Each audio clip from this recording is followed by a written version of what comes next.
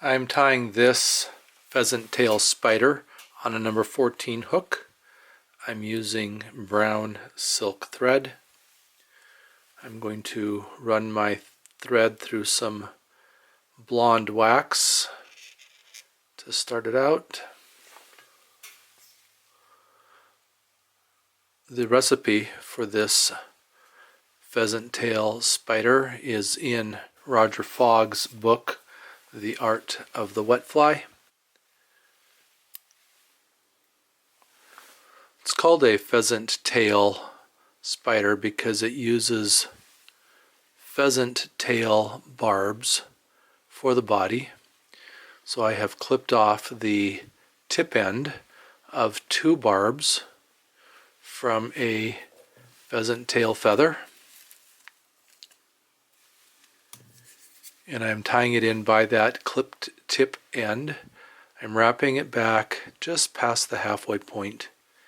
The bodies on these spiders are slim and fairly short. I'm going to put a 1-turn whip knot or a half hitch in my thread so I can put that on the cradle. It won't come undone when I use the rotary function to wrap the body, and I do like to use the rotary function when I wrap quill bodies, or in this case tail barb bodies, because I can hang on to the barbs better by wrapping them up onto the hook shank using the rotary function. Short body fibers like this are easier to wrap on that way. I do need to pull my thread back up into my bobbin so that I can tie that off. I'll put 3 turns over the top to catch it in, and then I'll pick up on the butt ends there and wrap 3 wraps underneath to secure it, and then I can clip out the waist. So pheasant tail, because it's got that pheasant tail body. There are plenty of options for the hackle on this fly. Cock-y-bondhu, ginger hen, blue dun hen, jackdaw throat, brown partridge. I'm going to be using the feathers from the back of the neck of a chukar that I would call dun. Probably not a blue dun, but I find the word dun to be quite broad. And what exactly is blue dun as opposed to dun dun, or light blue dun, or dark blue dun, or light dun, or dark dun, and all the different dun duns? So I'm going to grab the tip of that feather with my hackle plier, pull back on all the barbs that will become the hackle on the fly, and remembering that the hackles on a spider are generally fairly sparse. And then I like to clip that tip before I tie in. Get my little triangle. You can tie in first and then clip out the extra if that suits your style. But I like to tie that little triangle in first.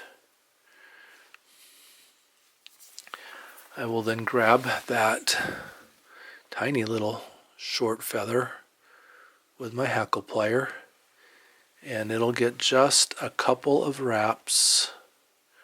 I want to keep it behind my thread and with the shiny side or the top side of the feather towards the eye of the hook. That way those barbs will bend backwards towards the bend of the hook, and then I'll bring my thread up and wrap over that stem, or call rachis. And I can take my pliers off. I'm going to pull everything back so that I can wrap underneath of the stem or the rachis. And then find it in there and pluck it out.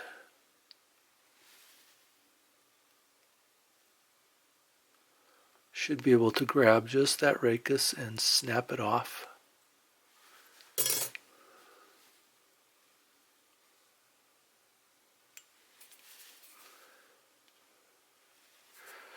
And then I will throw a 3-turn whip finish. Before I do that though, let me wax the thread up here. That'll be the knot.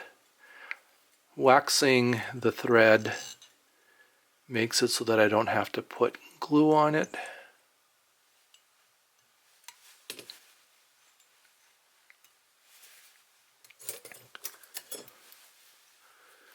And get that one barb that's hanging out over the eye out of the way. And then throw a 3-turn whip knot on there without catching in any more barbs, or any barbs if I can help it.